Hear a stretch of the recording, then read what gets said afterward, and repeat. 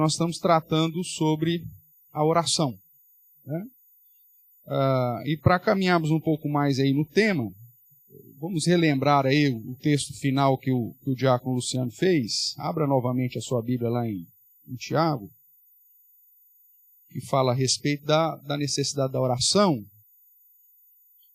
E aí nós vamos caminhar um pouco mais sobre esse tema. Hoje nós estamos recebendo a visita da Mônica.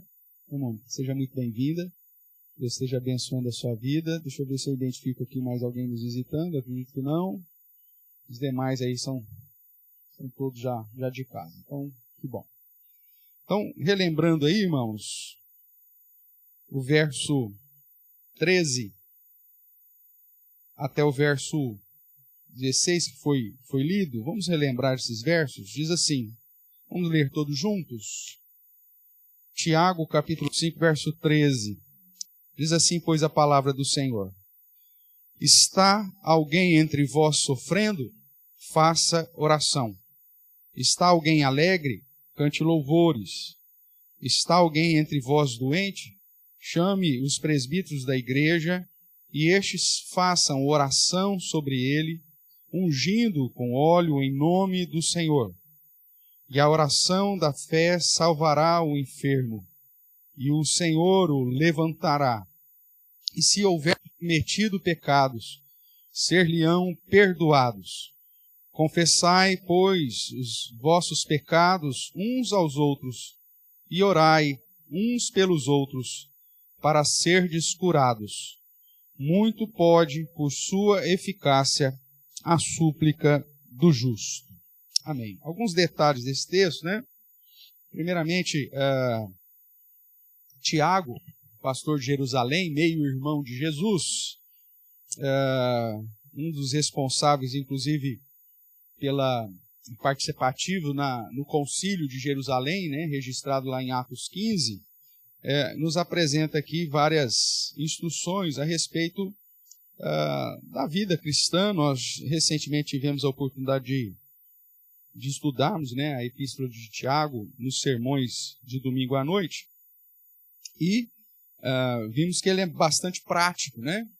E aqui, em relação à oração, obviamente que ainda nesse primeiro momento da fé cristã, ainda meio que misturado com algumas práticas judaicas, você vê ele aqui incentivando, inclusive, a prática da oração, ungindo, né, os enfermos com óleo. Algumas pessoas podem... mas por que a igreja presbiteriana não faz essa prática propriamente? Primeiramente, porque o próprio texto ele vai colocar o peso da eficácia não no óleo, mas na oração. E entendemos que era uma prática específica para aqueles dias, apesar de não termos uma proibição nesse sentido, mas entendemos que era uma prática da mesma forma que quando Paulo, por exemplo, aí fazendo analogia, lá em Coríntios, fala para as mulheres usarem o que na cabeça para orar? O véu, que era um contexto cultural específico, pontual da cidade de Corinto, por conta lá das características da cidade e das mulheres, principalmente das novas convertidas, né, que vinham com a cabeça raspada muitas vezes, por conta da consagração à deusa Diana, à deusa Afrodite. Então, até para que, dentro de um contexto de uma cidade portuária, né, essas mulheres não fossem alvo aí de assédio, pensando que eram sacerdotisas dessas deusas, então usassem o véu para até ter o cabelo grande, né, para fazer uma separação entre as mulheres que serviam a essas deusas e aquelas que eram cristãs e que haviam se convertido há pouco. Então, são características pontuais, culturais, né, relacionadas a um momento da escrita e que não é um padrão para ser colocado como uma prática cristã, mesmo porque nós sabemos que a eficácia, como o próprio texto diz, não está na aplicação de óleo, mas sim na oração do justo. E o final, inclusive, afirma isso. Muito pode, por sua eficácia, a súplica do justo. Então, a oração é a oração da fé, né, que ele vai apresentar aí, levantará o enfermo. Então, que nós possamos entender que a prática da oração, irmãos, como nós já estudamos aí semana passada, é uma prática que a palavra do Senhor nos chama a atenção como responsabilidade, né? Então nós vimos aí, só relembrando rapidamente, a oração como um instrumento dado por Deus, né? Como fonte de comunhão, a oração como demonstração da minha obediência, a oração revelando a minha dependência do Senhor Jesus, também como a demonstração da minha confiança no auxílio do Espírito Santo e também a minha sujeição à vontade de Deus. Então, nós estudamos isso na semana passada. Hoje, nós vamos trazer aí alguns princípios, né, relacionados à oração e caminharmos aí um pouco mais. O primeiro princípio relacionado à oração, dentro da visão bíblica e da nossa confissão de fé, é que a oração ela tem que ser dirigida tão somente a Deus. Vamos ver alguns textos aí que nos apontam essa verdade. Vamos lá para Atos, capítulo 1, verso de número 24.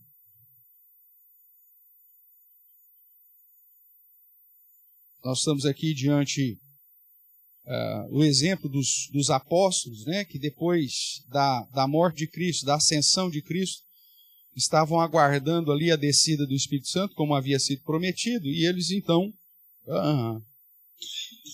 resolveram escolher um substituto para Judas, e aí dentro dessa proposição, eles tinham dois nomes, né? José e Matias. Então, José chamado Barsabás, cognominado Justo, e Matias. E aí o verso 24 diz assim: e orando disseram: Tu, Senhor, que conheces o coração de todos, revela-nos qual desses dois tens escolhido. E aí nós vemos aqui um exemplo da oração dos primeiros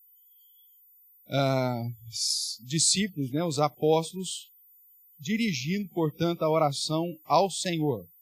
Outro princípio que nós podemos observar aqui, que aponta para esse alvo da oração, lá no livro dos Salmos, Salmo 65,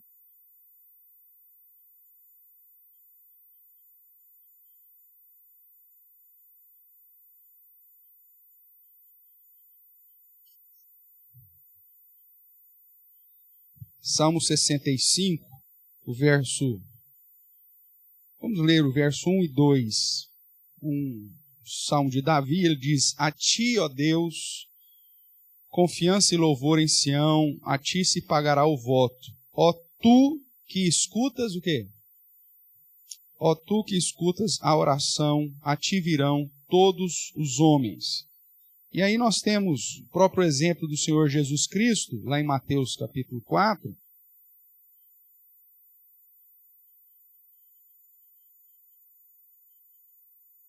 quando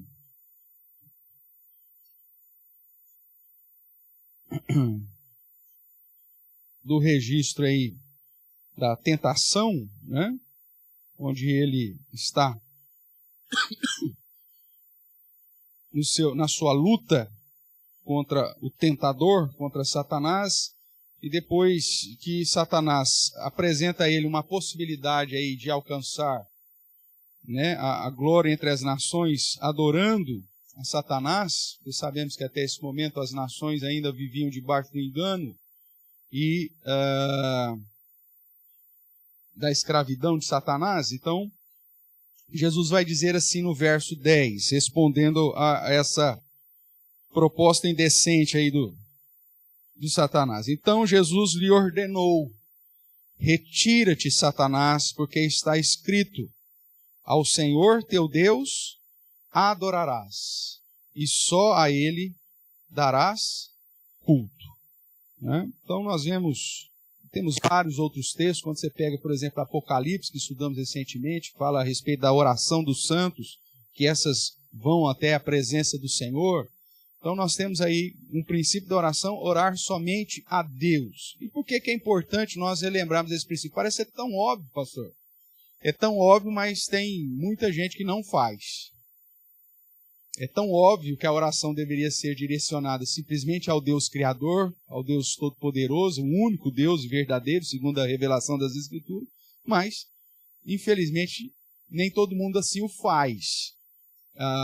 E aí nós temos exemplos dentro das igrejas chamadas evangélicas e dentro das outras religiões, né? E até mesmo dentro de outras vertentes do cristianismo.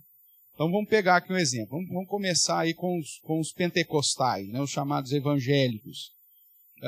É muito comum você encontrar nas igrejas evangélicas pessoas fazendo oração a outras entidades que não ao Senhor. Esse Deus, obviamente, é o Deus Trino, né? Mas não sei se você já teve oportunidade em alguma igreja nesse sentido, principalmente neopentecostal, que dá uma ênfase sobre a questão da expulsão de demônios, ou culto de libertação, ou culto de descarrego, desencapetamento, coisa desse tipo. E aí você vai ver lá, é muito natural você encontrar lá o pastor, ou aquele que está ministrando, dirigir a sua oração, inclusive para Satanás, né? Já vi algumas situações assim, a pessoa então começa até bem, Senhor, o Senhor é o Deus Todo-Poderoso, nós estamos aqui na tua presença, então que o Senhor venha agir, o Senhor venha fazer, venha acontecer, tarará. E agora? Aí ele começa assim, agora, Satanás, miserável, cão, eu falo para ti, você está repreendido, Satanás, eu quero falar para você que você não tem mais poder. Ele está orando para quem? Ele está falando para o Satanás, ele está orando para Satanás, ele está dirigindo a sua oração a Satanás. Nós vemos na perspectiva bíblica que sempre, até na repreensão de Satanás, o Senhor te repreenda. É a ideia de conversar, de se clamar ao Senhor para que Deus venha intervir. E quando nós, num processo de expulsão de demônios, ou uma situação assim, nós usamos o nome de Jesus, né? Mas fazemos como Cristo, né? Vai olhar para Satanás e retira-te, Satanás. Você não vai determinar, ou como se faz aí, né? Igreja que a gente brinca, né? Que entrevista Satanás, né? Parece um programa da Oprah, né? Então, ou sei lá, do Jô Soares, né? Como você chama? Mas fala. O que você veio fazer aqui? Quais são os seus próximos shows? Mais ou menos isso, né? Isso não existe dentro de uma perspectiva bíblica, né? Nós estamos aqui para focar a adoração a Deus. E é muito comum, inclusive, em igrejas que enfatizam essa questão da expulsão de demônios, e até invocam o próprio demônio, né? De você pegar num culto, onde há alguma manifestação espiritual, e aí o culto acaba. Porque o culto deveria ser voltado somente a quem? A Deus. Não, aí agora começa a ser uma apresentação do pastor ou do líder lá que está expulsando, e do diabo fazendo o seu showzinho dentro da perspectiva lá, que deveria ser um culto dirigido a Deus. Então, e você vê que isso é uma situação nova, né? Contemporânea, né? E que o diabo aproveita para tirar o foco da adoração que deveria ser ao Deus Trino, para fazer a bagunça e atrapalhar aquilo que deveria ser direcionado ao Senhor. Se porventura isso acontece, ou aconteça, o princípio é justamente repreender Satanás, e você ter uma equipe, alguma coisa, talvez, para conduzir essa pessoa para uma sala de oração, um momento ali onde vão estar orando ao Senhor, mas o culto ao Senhor tem que ser direcionado ao Senhor. Você não pode ter essa prática de interromper o culto a Deus porque Satanás resolveu fazer bagunça no culto, né? Então veja, nesse tipo de contexto, muitas vezes as orações não são voltadas a Deus, mas a Satanás e as entidades. E aí os caras gostam de dar nome, sobrenome, RG, CPF da entidade, né, dos Exus, que porventura se manifestem lá. E aí fica fazendo um interrogatório ao invés de estar adorando ao Senhor. Então isso, é algo que, biblicamente falando, não deve ser. Olhando para as outras religiões, algumas até que se dizem de matriz cristã, vamos assim dizer, também apresentam as orações em favor de outras entidades, né? Eu lembro uma vez, a Eduarda era pequenininha, devia ter uns 5 aninhos, começou a ir para a escola, e no ensino público, e aí chegou em casa um belo dia e começou, vamos fazer oração, Duda? Vamos. Ela começou, Santo anjo do Senhor, não sei quem é meu protetor. Falei, opa, peraí, onde você aprendeu esse negócio? Não, lá na escolinha, pai. Na escolinha. Mas que raio de oração é essa? Para santo anjo, meu Deus do céu. Mas onde que tem isso na Bíblia, Duda? Não tem, né, pai? Não tem, filha. Nós vamos conversar lá com a tia. Aí chegamos lá na tia, lá, né? Ó, tia. O Estado é laico. O ensino é laico. E apesar de sermos um país que crê em Deus, a sua crença específica e as suas entidades para quem você ora não pode ser aplicada sobre ninguém. Tudo bem? Então, como que nós vamos fazer esse negócio aí? Como que vai ser essa postura? Todo mundo da classe aqui é católico? Não, nós temos espírito, tem gente da Umbanda, tem gente evangélico, então tudo bem. Então só não pode ensinar práticas específicas da sua religião para essas crianças. Aí a professora, geralmente o descrente, ele é mais fiel que o crente. Aí ela falou, não, mas eu vou. Aí ela teimou, né? Aí eu tinha 2 possibilidades, eu tirar a Duda de lá ou comprar uma briga com o sistema. Se você me conhece, você já sabe o que eu fiz. Então aí marquei uma reunião com o secretário municipal de educação, fiz um documento de umas 50 páginas, pautado na Constituição Federal, pautado em liberdade de culto, pautado no direito da criança e do adolescente, do ECA lá, tudo que estava disponível, era o Alexandre, um cara muito, muito querido, tal, ex-padre, né, tinha sido então, cara, tal. Aí eu cheguei para ele e falei, Alexandre, é isso aqui, cara. Ele falou, pastor, o senhor tem toda a razão. E nós vamos então fazer uma determinação para a rede, né, para que a gente não crie essa situação. E aí eu pus na conta orações específicas para outras entidades, pus festa junina como obrigatório para as crianças, né, de ter que ir lá cantar, viva São João, viva São José, viva não sei o quê. Meu amigo, isso é uma particularidade da fé católica, você não pode impor isso sobre ninguém. E aí pus um monte de coisa lá no pacote. Eles tinham o costume de, na semana que ia ter feriado religioso, chamar o padre lá da região, lá da paróquia, lá da região da escola, que ali era no bairro Alto, que era a paróquia Nossa Senhora Aparecida, e aí chamava lá o padre. Eu falei, então, na reforma protestante, eu quero que vocês me chamem, então. Né? Simples assim, ué.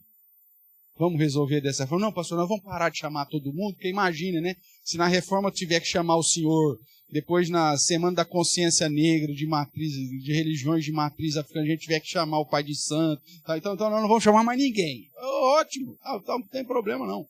Nós vamos ensinar as nossas crianças em família, né? Dentro da igreja. Então você pode ficar tranquilo. Combinados assim? Combinado. Aí ele fez um referendo, peguei uma cópia, inclusive, desse memorando lá, que passou para todas as escolas, tal, e nunca mais tivemos problema. Mas veja, um exemplo de que uma professora, na boa intenção dela, mas ela estava ensinando um princípio errado sobre a oração. Ao invés de dirigir a oração ao Senhor, que é a quem deve ser dirigida a oração, ela estava ensinando a orar para o anjo protetor, né?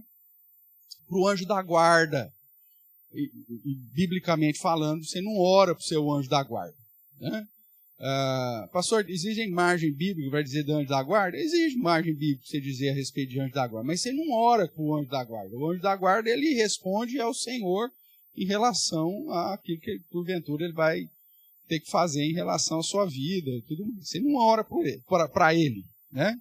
Inclusive, você tem um exemplo de João, o apóstolo, que quando o anjo do Senhor, né, o anjo estava trazendo a revelação do Apocalipse para João, João vai e se prostra nos pés do anjo lá, né, reconhecendo o anjo como servo de Deus, e o anjo fala, pelo amor de Deus, levanta, senão nós estamos enrolados, eu e você. Adora somente a Deus. Então, o próprio anjo ele não aceita, né, ser alvo de adoração e muito menos de oração. Um outro exemplo que nós temos, aí olhando mais especificamente para dentro da Igreja Católica, Apostólica Romana, que é a prática das orações a outros mediadores, aos santos. Biblicamente falando, você não tem nenhum padrão de que exista outro mediador a não ser o próprio Senhor Jesus Cristo. Então, abra sua Bíblia lá em Timóteo.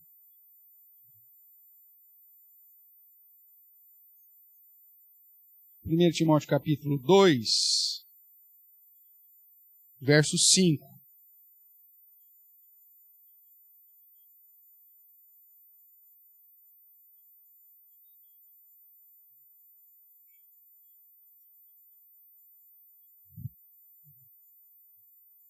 Primeiro Timóteo capítulo 2, verso 5. Diz assim, todos juntos? Porquanto há um só Deus e um só mediador entre Deus e os homens, Cristo Jesus, homem. Aí ele vai continuar, o qual a si mesmo se deu em resgate por todos, testemunho que se deve prestar em tempo oportuno. Esse todos aqui referindo a todas as classes de homens, que é o que fala o início do capítulo 2. Então, irmãos, nós vemos que o único mediador entre Deus e os homens é Jesus Cristo. Então, pastor, tem uma oração que a gente faz para o santo né? Santo tal. Nossa, batata. É orar e é fantástico. Não, meu amigo. Biblicamente falando, isso não existe. E como que funciona, então, essa mediação? Não, é só Cristo. Só Jesus Cristo é o mediador. Mas eu orei para o santo tal e ele respondeu. O que a Bíblia diz a respeito disso? A Bíblia diz a respeito disso que Satanás ele tem poder para nos enganar. E se você, como nós falamos semana passada, se orar por essa cadeira, é bem capaz, se dentro da permissão de Deus, Satanás permite que aquilo que você pediu para a cadeira aconteça, para te escravizar a isso. Aí a segunda vez que você precisar de alguma coisa, você vai pedir para quem? Para a cadeira. E aí você pronto, você já está colocando a cadeira no lugar de Deus. A oração é somente do Senhor e os santos não têm poder de mediação. Ana Maria.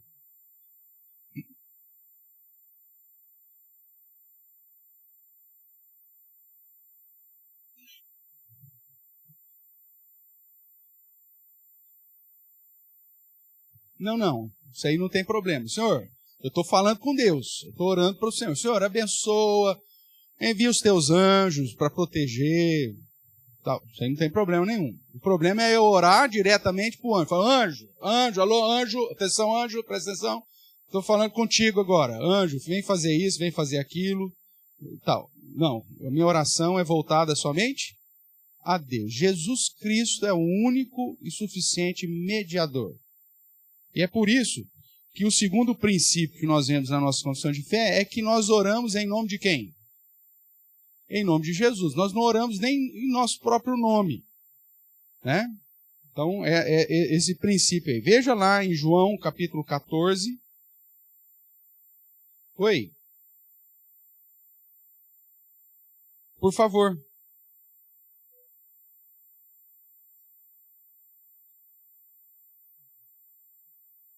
Não tem problema nenhum. Né? Aí sem nenhuma dificuldade. Sim, sem problema nenhum. Porque de certa forma você está clamando para quem faça isso? Para Deus, né? Então, é lógico que isso faz muito parte, talvez, da cultura. Agora, quando a gente olha nos neopentecostais, aí você vê, talvez, uma distinção aqui, porque eles falam, eu determino em nome de Deus, né? Muitas vezes eles usam isso, eu determino, eu decreto que os anjos do Senhor estarão acampados aqui. Você não decreta nada, essa é a primeira verdade, porque você é um Zé Ruela, espiritualmente falando, você precisa de Deus, se não for o Senhor cuidando de você, você está perdido, então você não decreta nada, né? Você não tem autoridade nesse sentido. A autoridade que você tem em Cristo. Então, se é uma oração nesse sentido, eu decreto que os anjos do Senhor estarão aqui, como se estivesse no meu poder determinar, aí está errado. Mas se é dentro de uma questão, que Deus te acompanhe, que os anjos do Senhor estejam diante, né, ao teu redor, aí te protegendo, tranquilo, é uma expressão que dentro da nossa cultura é entendido como se um clamor da minha vida a Deus para que realmente os anjos do Senhor estejam te protegendo. Sim, isso, Isso. Claro. É isso que está embutido. Por isso que não tem problema nenhum nessa situação. Agora, se é uma situação que eu decreto que os anjos do Senhor estarão acampados. Não, você não decreta nada. Você não faz nada. Porque só quem decreta é quem tem autoridade. Quem tem autoridade decreta. Não é assim? Você tem autoridade? Não. Se ele sozinho, você não tem autoridade nenhuma. Ah, mas eu tenho em Cristo. Então, ora para que Cristo decrete. Porque o carimbo é dele, não é seu. Tudo bem? Vamos lá. Então, João 14. Jesus aí confortando seus discípulos, no verso 13. Ele diz assim, o próprio Cristo dizendo, e tudo quando pedirdes, como que está escrito aí? Em meu nome, isso farei, a fim de que o Pai seja glorificado no Filho. Se me pedirdes alguma coisa em meu nome, eu farei. Né? Então, você tem aqui princípios que apontam para o fato de que a minha oração, ela deve ser feita no nome de Cristo. Por quê? Porque a autoridade é dele. Né? E a promessa é no sentido de que o Senhor nos abençoará e ouvirá a nossa oração à medida que nós pedimos em nome do Filho. Lembra que Jesus nos justificou.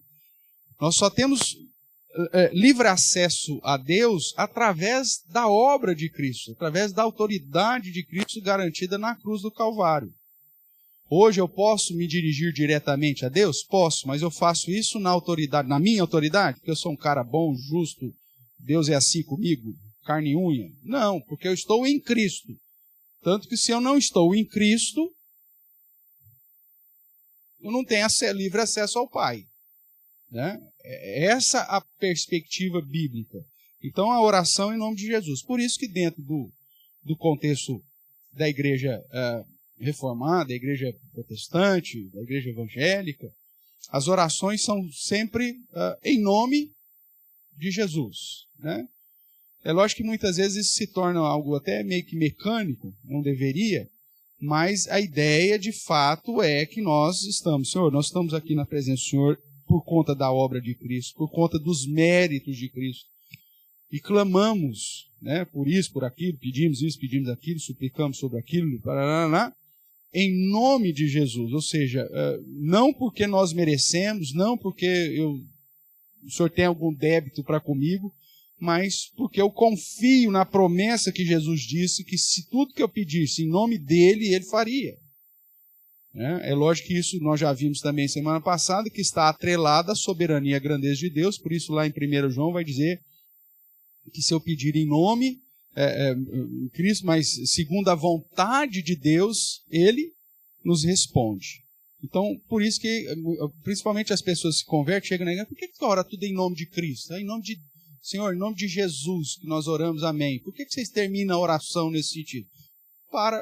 Primeiro, para respeitar aqui o ensinamento bíblico e, ao mesmo tempo, para demonstrar essa nossa dependência, essa nossa submissão, né, ao próprio Senhor. Um outro texto aí que diz, nós já lemos aí 1 Timóteo 2,5, né? Colossenses 3,17, que vai ampliar aqui um pouco mais nosso leque, que não é somente a oração que nós devemos fazer em nome de Cristo, mas tudo que nós fazemos. Então, Colossenses capítulo 3, verso 17,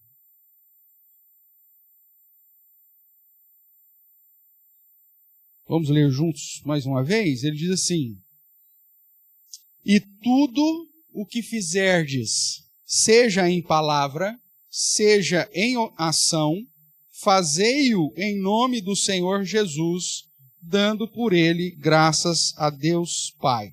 Então veja, não é simplesmente a oração que você vai fazer em nome de Jesus, mas a ideia é que você, como um discípulo de Cristo, um representante de Jesus, né, chamado, vocacionado e enviado pelo próprio Cristo como seu discípulo, como seu representante, você faça tudo, seja em palavra, seja em ação, fazendo tudo em nome dele. E aqui está um princípio interessante, irmãos, até para auxiliar você na tomada de decisões, né? Se eu vou fazer tudo em nome de Jesus, né, e como diz Paulo também em 1 Coríntios 10:31, para a glória de Deus, né, quer comais, quer bebais, quer façais qualquer coisa, fazer tudo para a glória de Deus. Se eu tenho isso então como princípio, seja em palavras, seja em ação, eu tenho que fazer em nome de Jesus e para a glória de Deus, isso aqui já vai ser um divisor de águas para te auxiliar nas tomadas de decisões no dia a dia. Aonde você vai, aonde você não vai, o que você faz, o que você deixa de fazer, o que você vai falar, o que você não vai falar, tipo de prática que você vai ter, né? Ai, pastor, eu estou numa indecisão terrível. Hoje à noite, pastor, eu sei que tem culto, tudo, né? Tal, mas ó, vai passar um programa tão legal na televisão que eu não sei o que eu faço, né? Esse princípio aqui já te auxilia a definir o que você vai fazer.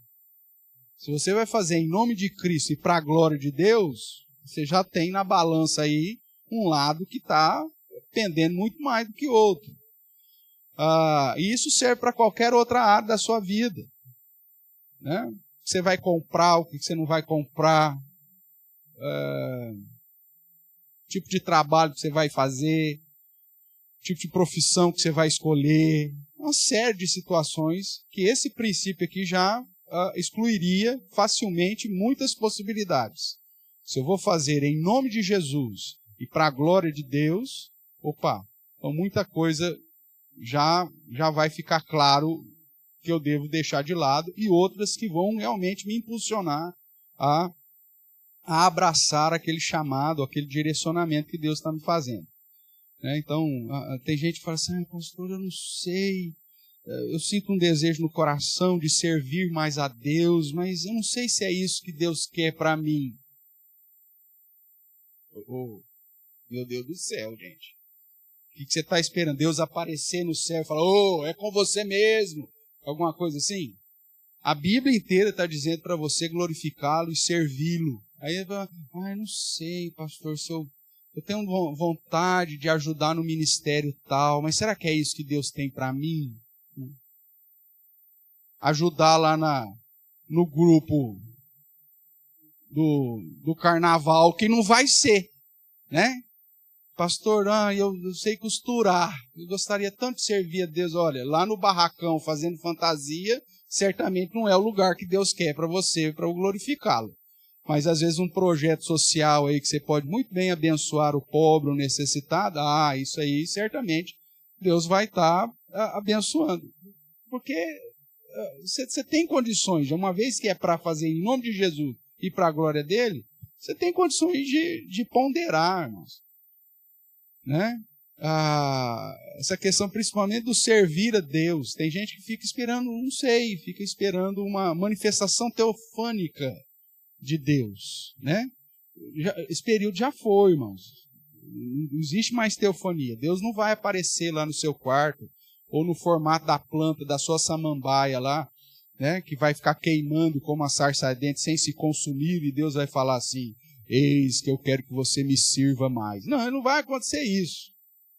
Isso já está revelado na palavra. Se você tem a ideia de que você tem que fazer tudo em nome de Cristo, em nome de Jesus, e para a glória dele, então você já tem a resposta de muitas questões da sua vida. Tudo bem? Então vamos lá. Então a oração, o princípio, somente a Deus, em nome de Jesus. Segundo a nossa confissão, vai dizer também que deve ser confiando na ajuda do próprio Espírito Santo de Deus. O texto de Romanos, né, clássico nesse sentido. Poderíamos pegar João também, que fala a respeito do Consolador, né, e das funções do Espírito Santo para ser o nosso advogado, para ser o nosso Consolador. Mas aqui em Romanos capítulo 8, nós temos uma expressão bastante explícita do porquê que nós precisamos aí do Deus Trino na vida, na prática da oração. Então, Romanos capítulo 8, verso 26, vai dizer assim, todos juntos, também o Espírito semelhantemente nos assiste em nossa fraqueza, porque não sabemos orar como convém, mas o mesmo Espírito intercede por nós sobremaneiras com gemidos inexprimíveis, né? Ou de uma maneira que nós não conseguimos exprimir. Então, veja só, a nossa realidade, irmãos, espiritual é tão dependente de Deus que nem para orar a gente serve, né? A Bíblia diz que nem não sabemos orar como convém. E é por isso que nós carecemos da ação consoladora, intercessora do próprio Espírito Santo de Deus, né? Como ele diz aqui, ele intercede por nós, para que então as nossas orações de fato sejam agradáveis a Deus e sejam respondidas de uma maneira a glorificar ao Senhor. Eu fico imaginando, né? Se Deus respondesse com sim todas as nossas orações, a gente se autodestruiria, né? Porque nós não conseguimos enxergar um palmo na frente do nosso nariz, irmãos. Essa é a grande realidade. Na nossa cabeça, às vezes, nós temos uma solução, assim, fantástica, mirabolante, né?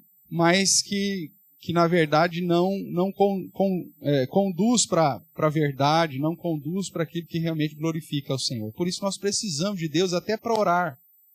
A nossa dependência ao Senhor até mesmo para pedir, né? Existem situações, inclusive, que a gente... Aí depois passa o tempo, passam-se os anos, aí nós entendemos assim, puxa vida, que bom que Deus não respondeu aquela minha oração, né? Nossa, se Deus tivesse me dado aquele emprego que eu pedi com 16 anos de idade, hoje eu estava perdido, né? Ou queria ser tanto datilógrafo, olha aí, agora estava desempregado, porque não existe mais. Já pensou? Então é um exemplo tosco aqui, mas só para você entender, às vezes Deus, dentro da sua grandeza, da sua soberania, segundo os Salmos de Davi, Ele já sabe da nossa vida e nos direciona. E às vezes nós clamamos ao Senhor por determinadas coisas, pedimos, e o Senhor nega, né? E a gente fica ali insistindo, e Deus vai negando e negando. Aí depois, com o passar do tempo, aí a gente fala assim, pô, ainda bem que Deus respondeu diferente do que eu pedi. Carlão.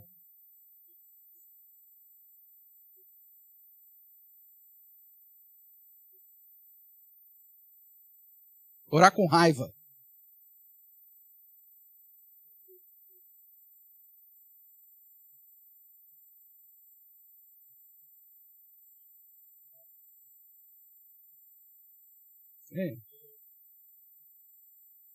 É cobrar, tem que cobrar.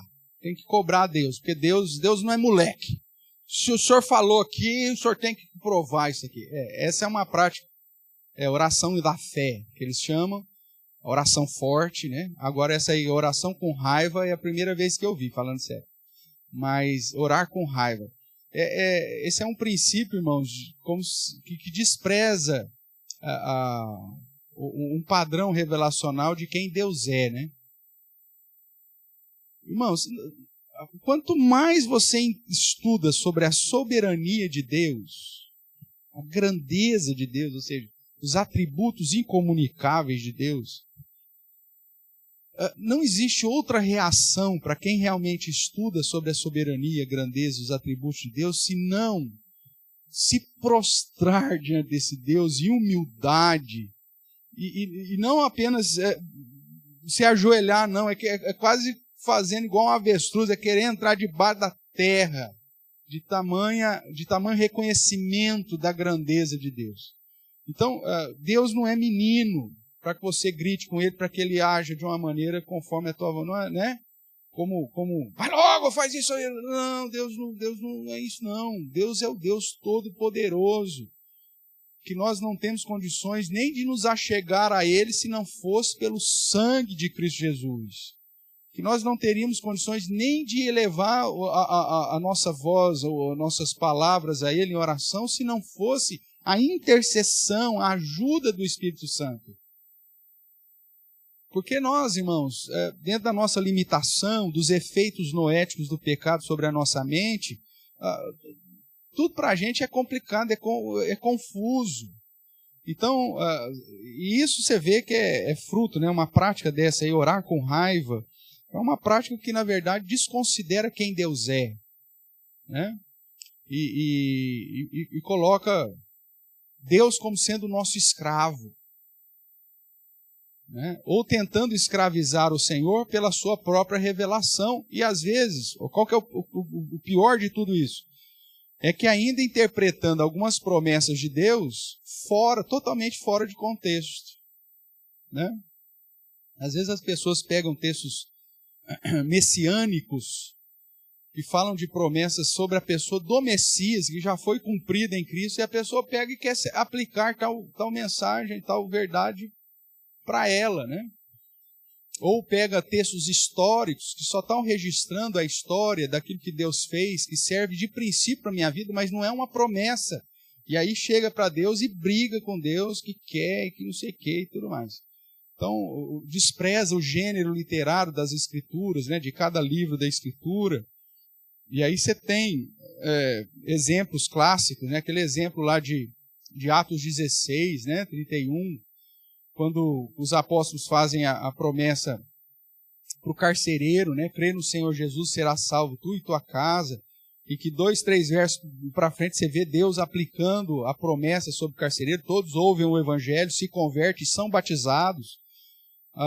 E aí o cara pega aquilo lá como se fosse uma promessa para ele, né? Desconsidera que é um livro histórico, que aquilo já aconteceu.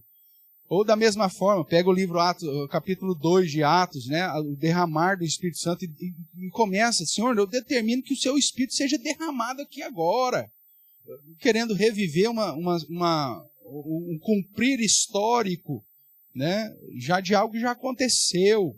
Então, às vezes a pessoa vai, e aí ela tem lá não sei quantos seguidores, né? Milhares, às vezes milhões de seguidores, e aí vai disseminando uma prática totalmente apócrifa, para não dizer herética, né? Podemos até dizer herética, da utilização desse meio de graça, que é a oração, onde nós nos derramamos diante do Senhor, reconhecendo. Nós temos textos explícitos, nós não precisamos pegar nem a totalidade, mas textos explícitos que apontam que a oração tem que ser em humildade. Você tem o caso lá do publicano, né? Fariseu. O publicano era considerado nada, né? Justamente porque tinha, dentro da visão cultural, traído a pátria, traído Israel, servindo ao império. Mas você vê aquele homem se derramando diante do Senhor, e o próprio Senhor Jesus declarando, quem foi justificado para casa? Aquele que se batia no peito, Senhor, eu sou um cara maravilhoso, o fariseu? Ou aquele que, Senhor, ser propício a mim, pecador, tenha misericórdia de mim? Quem que foi justificado para casa, segundo Jesus? Quem se humilhou. Você pega Tiago, você tem um outro texto explícito, abra lá, né? Tiago, capítulo 4.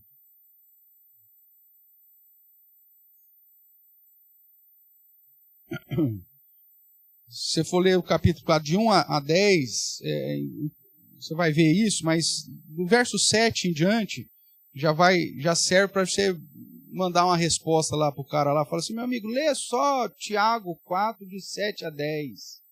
Né? Se tiver jeito de pôr comentário lá, só põe lá, leia Tiago 4, de 7 a 10. Porque vai quebrar, vai arrancar com raiz e tudo essa heresia. Ele diz assim, sujeitai-vos, portanto, a Deus, mas resisti ao diabo, e ele fugirá de vós. Chegai-vos a Deus, e ele se chegará a vós outros.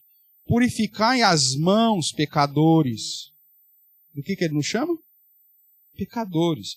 Purificai-vos a mão, pecadores. E vós que sois de ânimo dobre, limpai o coração. Aí veja, afligi-vos, lamentai, chorai. Converta-se o vosso riso em pranto, a vossa alegria em tristeza. Humilhai-vos na presença do Senhor, e Ele vos exaltará. Ou seja, você está diante do Deus Todo-Poderoso. Então chega em contrição, chega em humilhação, em submissão. Humilhai-vos na presença de Deus, e Ele vos exaltará. Agora, o que esse pessoal tem ensinado na prática da oração? Não, a oração forte é você chegar diante de Deus, meter o dedão na cara dele e falar assim, olha aqui, você que se diz o Deus Todo-Poderoso, e que não fui eu que pedi, o Senhor que falou, está escrito aqui, o Senhor agora dá os seus pulos, seu moleque. Porque o senhor está falando, não está cumprindo o que você falou. Então agora você se vira, dá os seus pulos, porque eu quero isso e quero para hoje. Porque senão o senhor vai ver o que vai acontecer contigo. Meu amigo, onde que está a lógica disso? Do cara determinar alguma coisa para Deus, decretar alguma coisa para Deus, ou com raiva se apresentar diante do Senhor para que Deus realize alguma coisa. Isso aqui é uma heresia gritante. Né? E tem gente que acaba sendo influenciado por isso, e aí você vê que essa prática, de certa forma, em igrejas neopentecostais, acabam sendo não só realizadas, mas influenciam as pessoas, né? Que é a prática muitas vezes usada de modo errado, que é a prática do clamor. Né? O que é clamor? O significado da palavra.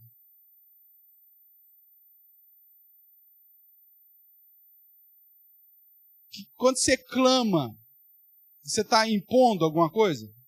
Não, o clamor já pressupõe que você está carente, necessitado, então você... Pelo amor de Deus, isso é um clamor. Demonstra humildade, uma situação de pequenez. Só que aí na prática, né, o pentecostal, o pessoal assim, vamos levantar um clamor. Aí começa todo mundo a orar junto, e aí as orações é desse tipo aí, de oração de raiva. Senhor, manda isso, manda fogo, manda não sei o quê. Coloca isso como sinônimo de clamor. Não, peraí, cara. Você não está entendendo nem o significado da palavra, quanto mais da prática.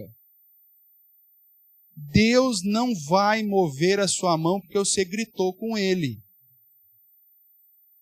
Deus não vai estender a sua mão e responder a sua oração porque você determinou, decretou.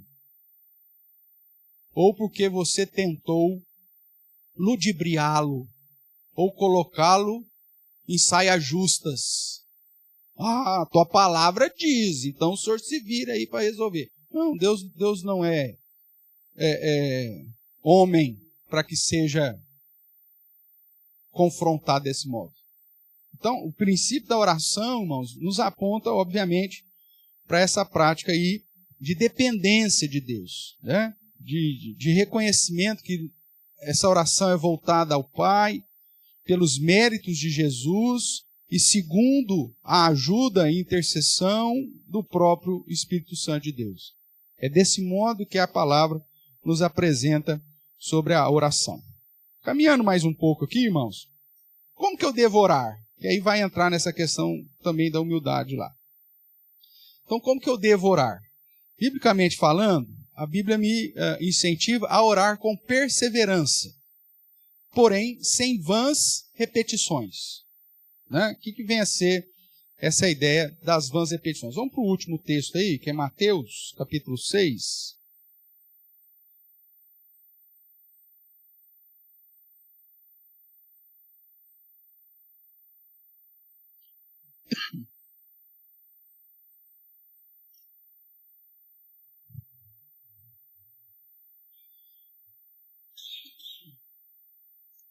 Nós vemos aqui o Senhor Jesus, um pouquinho antes de nos dar o modelo da oração, que é a oração chamada oração do Pai Nosso, oração dominical. Você vê aí no verso 7, Jesus ensinando da seguinte forma. Aqui ele está falando, eu vou ler o do 5, tá? Aqui ele está falando sobre os tipos de oração, nós vamos ver lá depois. Existem a oração em secreto, a oração, né, que você faz individualmente, e a oração pública, nos cultos públicos, nos cultos solenes. Aqui ele vai estar tratando da oração secreta, da oração entre você e Deus. Então ele vai dizer assim no verso 5. E quando orardes, não sereis como os hipócritas, porque gostam de orar em pé nas sinagogas, nos cantos das praças, para serem vistos dos homens. Em verdade vos digo que eles já receberam a recompensa. O que significa isso? Eles quiseram se aparecer para os homens, então eles apareceram para os homens. A recompensa dele é que os homens viram ele orando. Nossa, eu vi o fulano orando lá na praça, com mãos erguidas. Pronto, a recompensa dele foi essa. Tá? O que mais? Tu, porém, quando orares, entra no teu quarto, fechada a porta, orarás a teu pai, que está em secreto. E o teu pai, que vê em secreto, te recompensará. E orando, aí é o ponto que nós estamos falando aqui, não useis de vãs repetições, como os gentios, como os não crentes, porque presumem que pelo seu muito falar serão ouvidos. Então, o que significa essa vã repetição que é proibida aqui por Jesus? É aquela repetição, o problema não é a repetição, o problema é a vã repetição. Porque eu posso orar por um motivo várias vezes, pastor? Claro. Eu posso repetir o meu pedido de oração várias vezes? Sim, até Deus te responder. O próprio Senhor Jesus orou a mesma oração 3 vezes. Pai, não seja feita a minha vontade, mas a tua, mas possível, faça de mim esse cara. Você vai pegar lá o registro histórico, você vai ver que ele fez essa oração 3 vezes. Ele repetiu a mesma oração? Repetiu, porque o problema não é a repetição. E Jesus repetiu essa oração até ter a resposta. Então, Senhor, abençoa a minha família. É uma oração que você vai repetir a vida inteira. Não tem problema nenhum. Ou, Senhor, que o Senhor trabalhe pela conversão do meu filho, da minha filha, do meu marido, da minha esposa. Isso é uma oração que você vai repetir até ou Deus convertê-lo ou ele morrer. Porque aí ele morreu sem ser como você já tem a resposta. Deus não quis, pronto, acabou. Mas é um tipo de oração que você vai sempre repetir. Ah, pela minha saúde, pastor. Eu estou com uma doença, estou orando pela minha saúde. Mas eu já orei uma vez, eu posso orar de novo?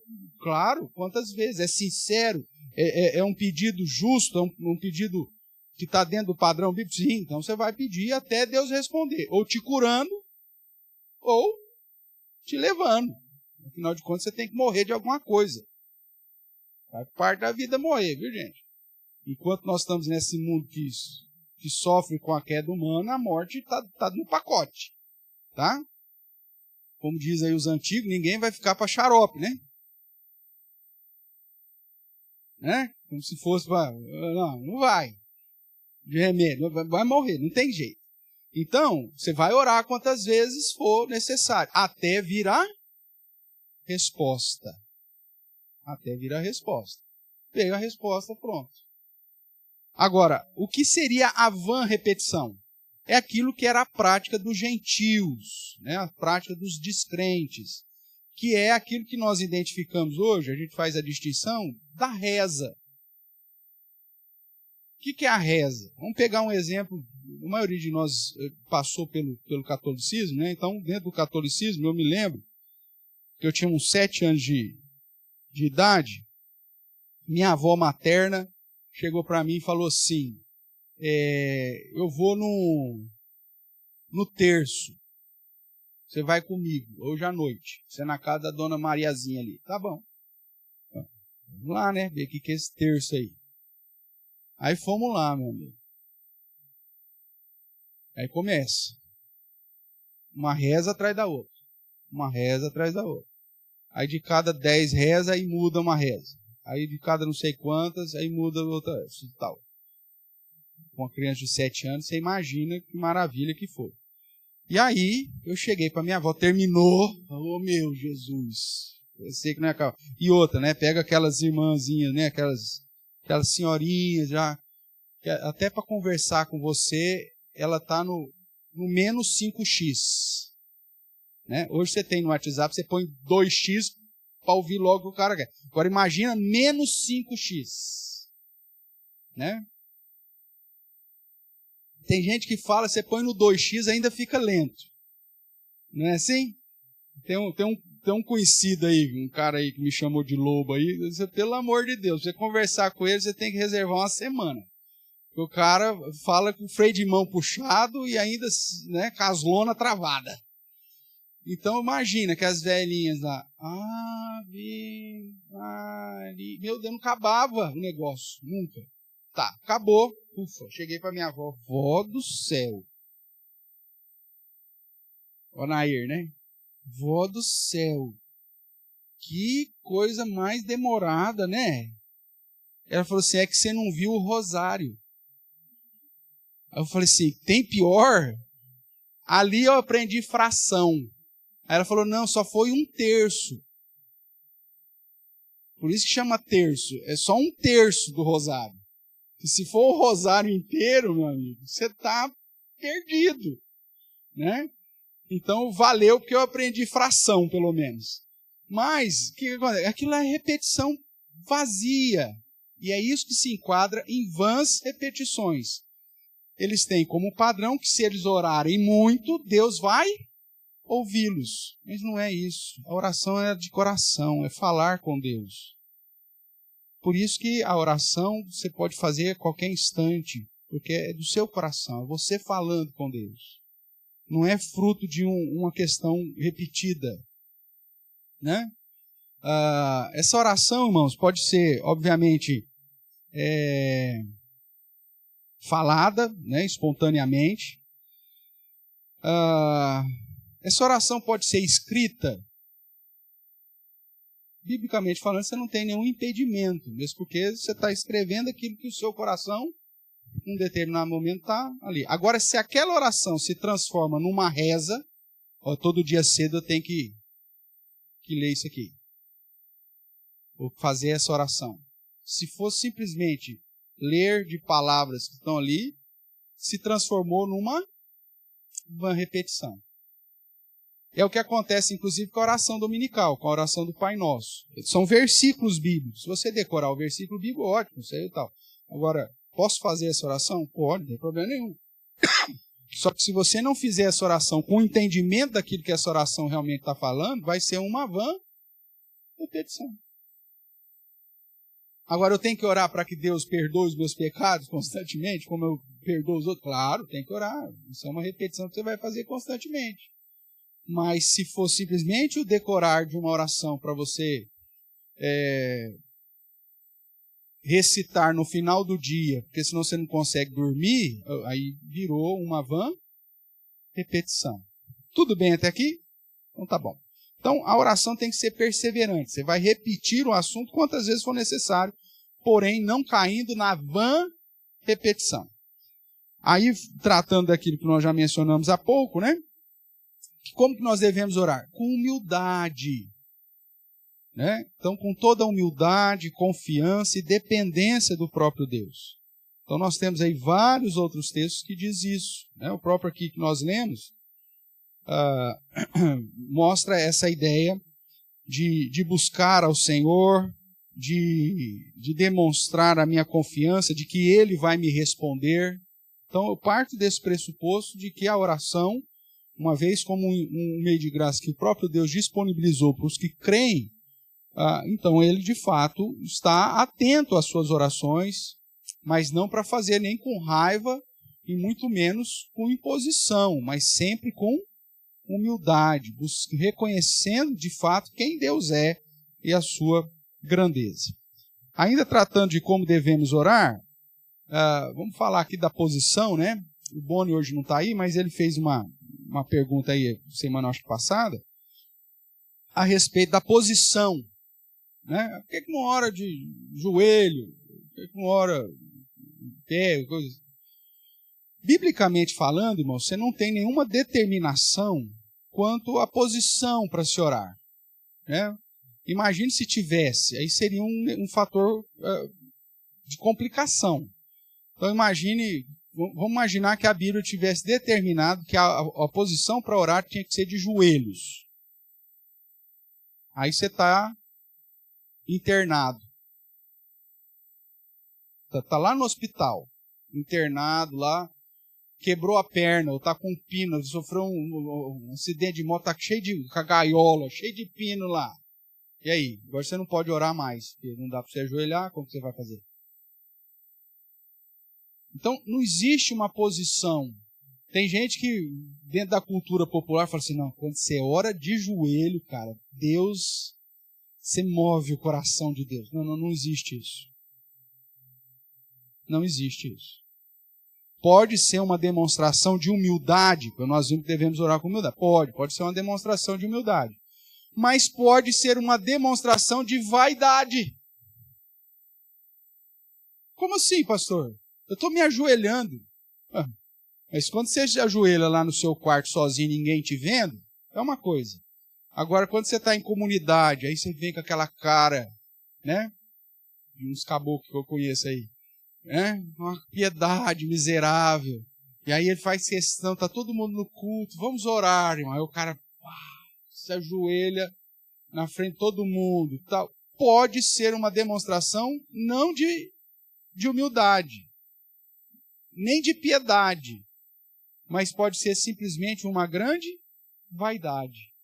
Para todo mundo, nossa, o fulano orou até de joelho, velho. Você viu? Nossa.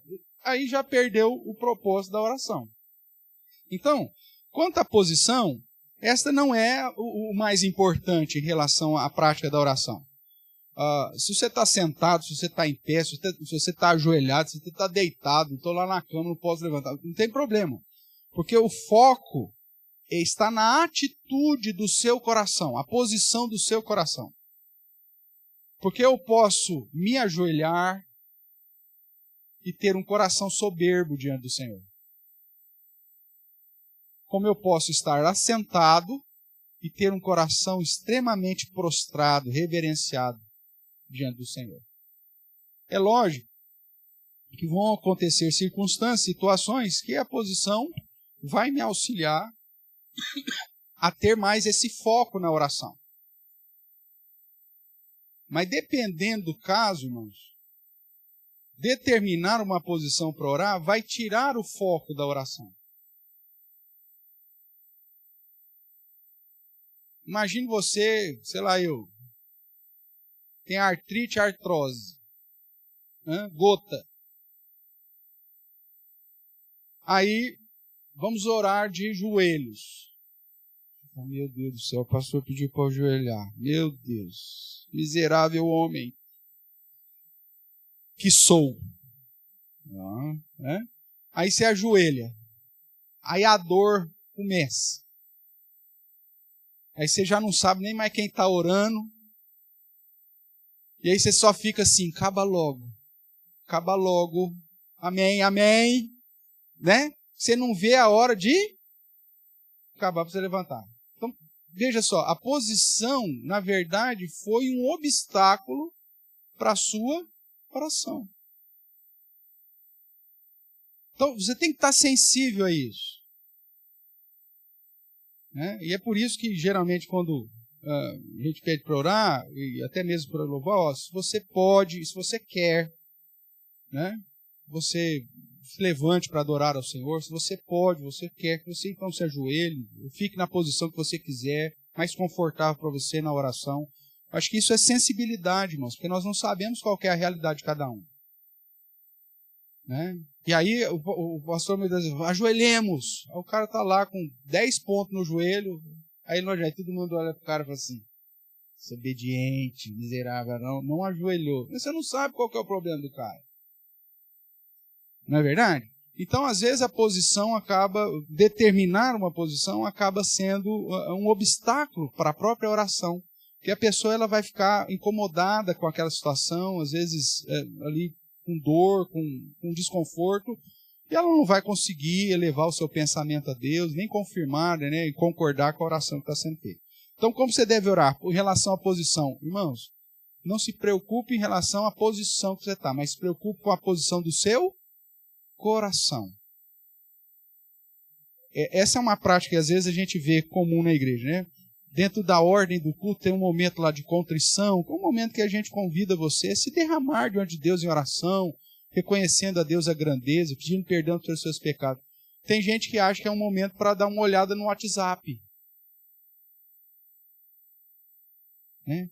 Ai, vou aproveitar que está tudo quieto, agora a pessoa está orando, senão eu vou aproveitar. Eu esqueci de mandar uma mensagem para fulana, que amanhã cedo tem que marcar lá uma consulta.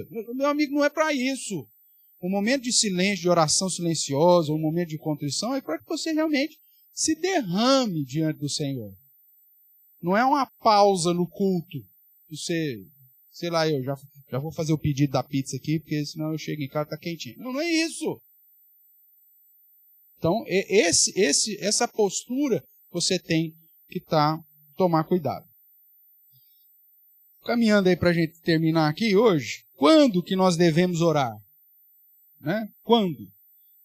Biblicamente falando, sem cessar, sempre, em todo tempo, diariamente. Né? Onde devemos orar? Podemos orar em todo lugar. Seja em secreto, na sua casa, seja em público, num contexto de igreja, em casa, na igreja, ou numa reunião de oração, num aniversário que alguém pede para você orar, você pode orar em qualquer lugar. Hoje, sob o Novo Testamento, de um modo mais específico, né, nós não só a oração, mas a adoração, ela pode ser realizada em qualquer lugar. Então nós podemos orar em todo lugar, seja em secreto, seja em público, seja em casa ou na igreja.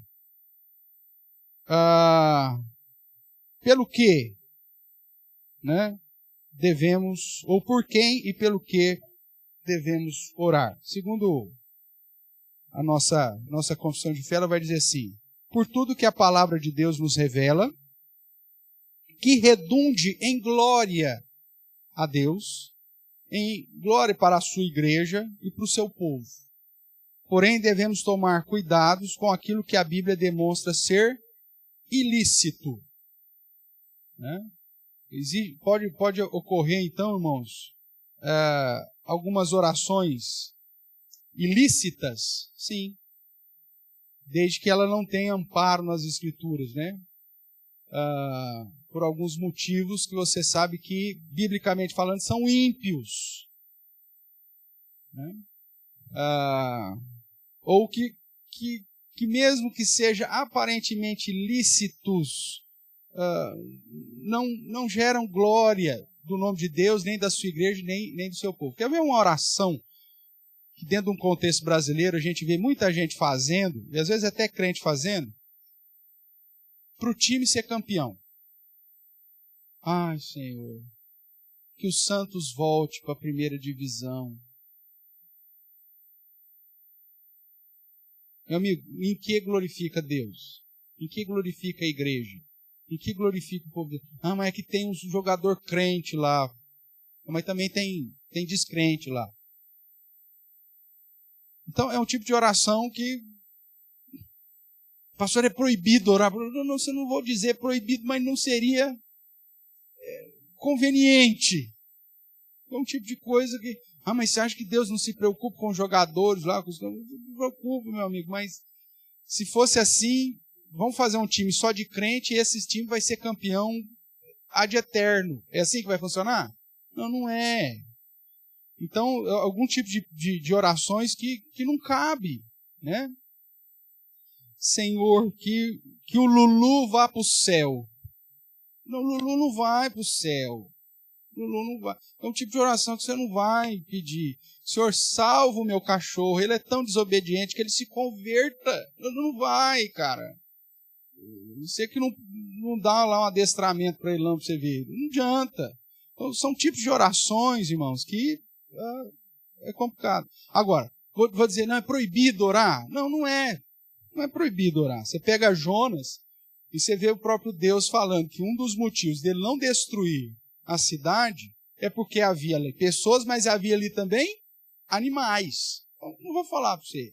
Agora, vamos pensar numa perspectiva de produção. O próprio Deus diz, vou abençoar a tua vaca, vou abençoar o teu jumento, as tuas ovelhas. Então, não tem problema você pedir, né? Mas algumas orações estão numa linha tão tênue que você tem que ter sabedoria se realmente aquele é um pedido lícito para você fazer, né? É diferente, por exemplo, eu, fazendeiro que sou, né? Não sou, né? Mas que tenho lá a minha propriedade, plantei, Senhor abençoe a plantação, né? Que o milho cresça e produza. Tem algum problema? Não, isso é lícito, porque eu sei que aquela produção vai abençoar um monte de gente. Agora, a minha flor de maio não floriu esse ano. Nós já estamos em junho. Senhor, faça florir. Não, meu amigo, põe um 10-10-10 lá, pelo amor de Deus. Põe um fertilizante lá. Um tipo de oração que você não vai precisar fazer. Proibido? Não, não é proibido, mas não entra na conta das orações lícitas. Você tem sabedoria para isso. Então, você vai fazer oração por tudo aquilo que é lícito, né? E toma cuidado com aquilo que, inclusive, a Bíblia demonstra como sendo ilícito, né? Eu posso orar para que Deus aplique da sua justiça sobre os maus? Posso. Mas eu posso orar para que Deus mate algum deles? É perigoso. Mas nós temos oração imprecatória, pastor. Tá, mas cuidado com ela, né? Não é porque você tem um exemplo dos salmistas pedindo para que Deus aplique da sua justiça de um modo definitivo sobre o ímpio que você possa se apoderar desse tipo de oração e fazer isso de um modo instintamente aplicando sobre todo mundo, né? Pode ser que você não goste de alguém e fale assim, meu patrão, senhor, nossa, morra seco. Não faz um negócio desse, pelo amor de Deus. Não é uma oração lícita. Tá? Então, cuidado com isso. E ainda nós podemos dizer, só por uma questão didática, que quando se trata do culto público, existem vários tipos de oração. A própria Bíblia vai nos apontar para isso, né? Quer ver? Dá uma rapidinho aí. Nosso horário já foi, mas vamos lá. Tem 2 minutos aqui na minha conta. Timóteo.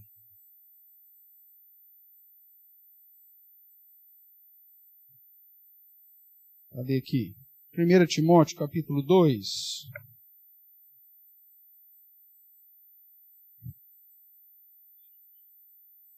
Timóteo, capítulo 2, verso 1, ele diz assim: Antes de tudo, pois exorto que se use a prática do quê?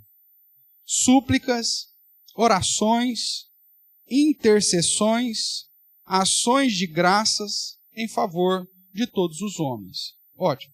Então aqui você tem um exemplo de vários nomes, né, que refere tudo à oração. Então a ideia aqui de súplicas e petições, aqui traduzido por oração, né, mas são petições,